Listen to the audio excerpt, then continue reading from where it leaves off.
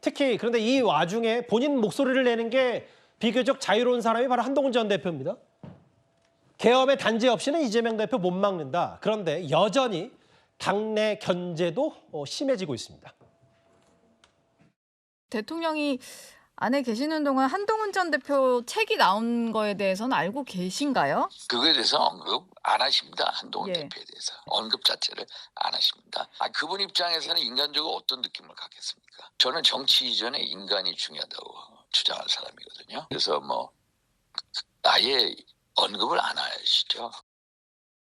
책을 쓰면서 자기 입장을 많이 보여주려고 노력한 것 같은데 떠날 때 좀 아름답지 못하게 떠나가지고 대통령하고도 화해시키려고 무척 애를 썼어요. 제가 애를 썼는데 실패했습니다.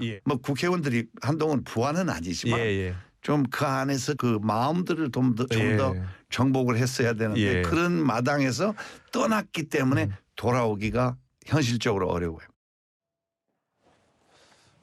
밖에서 봤을 때 어떻게 보시는지 궁금해요, 김진일 대변인.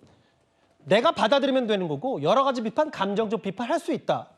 국민과 나라를 먼저 생각하면 된다고 한 전 대표 얘기를 했어요.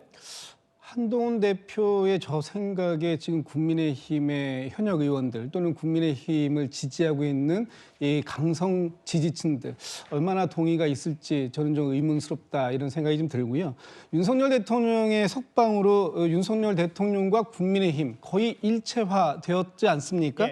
특히 계엄은 계몽룡이다라고 얘기하고 탄핵은 반대한다라는 것이 지금 국민의힘의 어떻게 보면 그 입장으로 정리가 된 것 같은데 여기에서 과연 어떤 목소리가 나올 수 있겠습니까? 지금 다른 목소리가 여기서 용인될 수 있는 이 공간이 있을까요? 그렇기 때문에 한동훈 대표가 국민의힘 안에서 설 수 있는 자리가 제가 볼 땐 한 뼘의 공간도 허락되지 않아 보여서 한동훈 대표 당분간 어렵겠다 이런 생각이 듭니다. 그런데 전국에 요동칠 수 있는 분위기도 분명히 있을 테니까 김기웅 대변인. 그런데 이제 인요한 의원이 뭐라 그랬냐면 한동훈 전 대표에 대해서 대통령과 화해시키려고 했으나 실패했고 여러 가지. 근데 이제 이런 친윤들의 견제를 한 전 대표는 메시지로 극복을 하고 하나씩 설득해 나가겠다. 배신자 프레임, 배신자 내가 뭘 배신했냐 이런 판단은 어떻게 받아들이십니까? 한동훈 대표가 총선 이후에 조기 대선 국면에 있어서 등판을 하기 전에 이른바 배신론에 시달릴 때 그런 얘기를 했습니다. 잘못을 고치는 건, 바로잡는 것은 배신이 아니라 용기다 이런 얘기를 했죠. 근데 이제 저는 한동훈 대표의 어떤 취지나 여러 가지 상황에 대해서 이해를 합니다. 근데 다만 이 본인이 상대가 그렇게 본다고 해서 나는 감정상 괜찮다. 이렇게 얘기했을 때 상대방은 도리어 그 부분에 대해서 좀 그렇게 생각 안 할 수도 있습니다.